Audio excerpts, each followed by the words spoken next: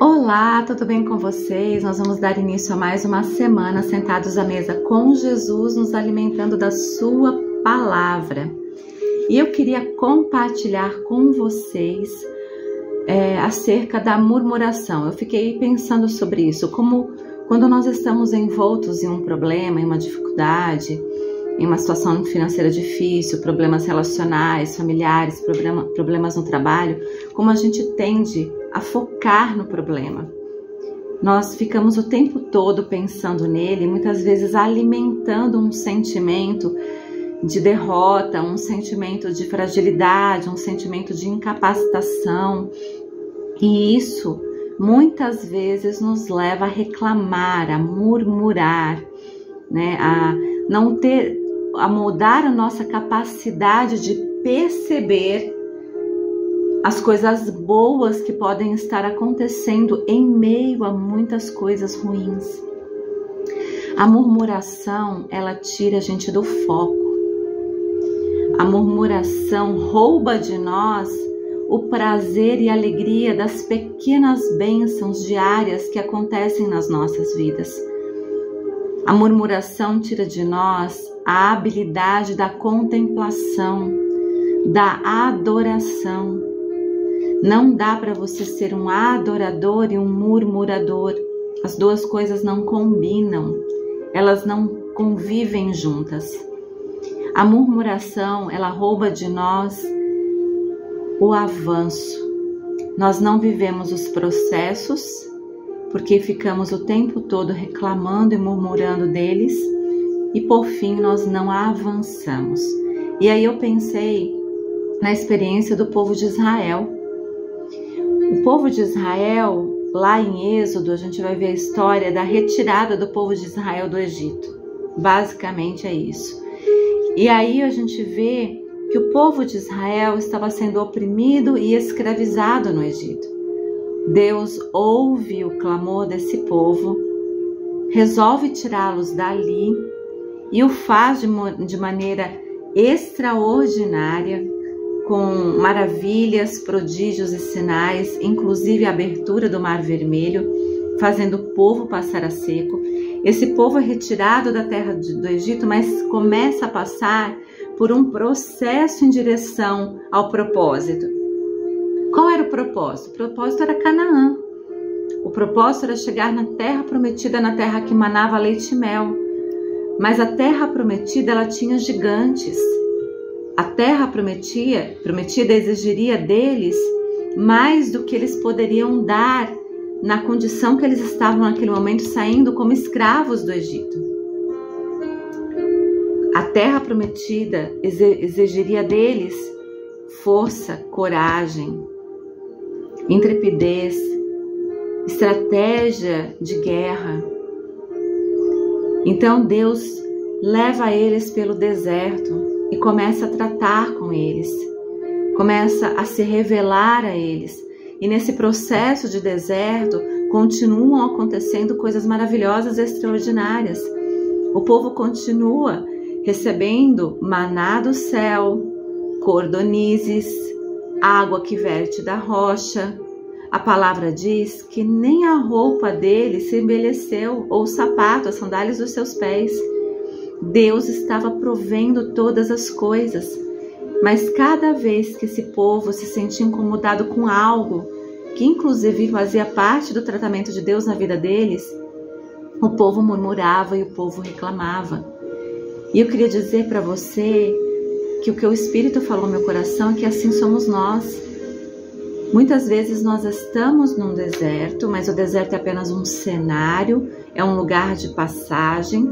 Nós estamos sendo provados, tratados, estamos num processo de crescimento interior, de transformação, de reconhecimento de quem Deus é, de apreciação da bondade de Deus. Nesse lugar de deserto, o Senhor está derramando coisas extraordinárias, o Senhor está provendo de maneira milagrosa, como fez com o maná, como fez com a água que verteu da rocha. Mas porque nós estamos num tempo de deserto que consideramos difícil, que é difícil de fato, na verdade, Um ambiente de deserto traz os seus desafios. De dia é muito quente, de noite é muito frio.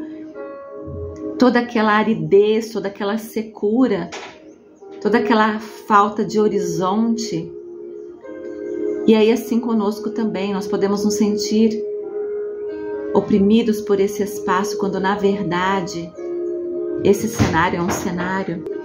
O deserto é esse lugar que Deus escolheu para tratar com as nossas vidas, mas nós, por causa de toda a secura, por causa de toda a aridez, nós acabamos murmurando, nós acabamos reclamando. É assim com as nossas vidas.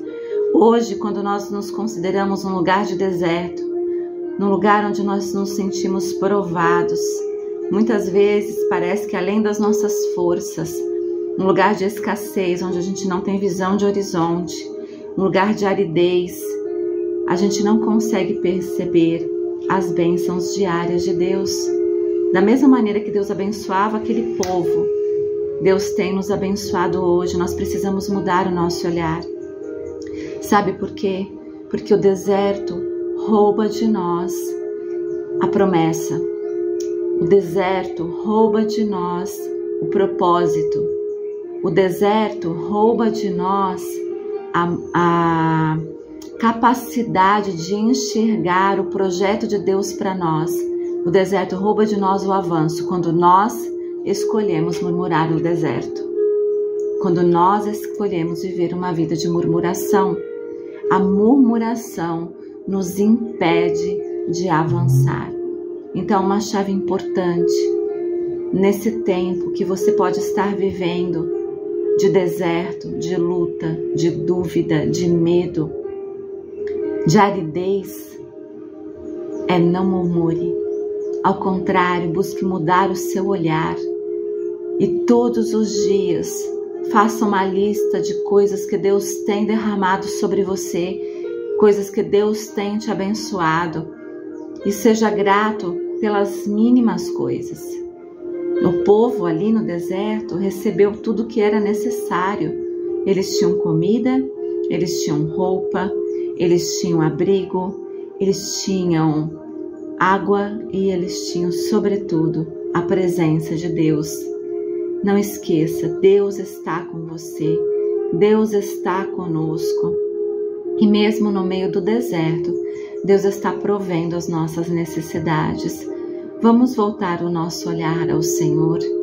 Vamos mudar a nossa perspectiva acerca daquilo que está diante de nós.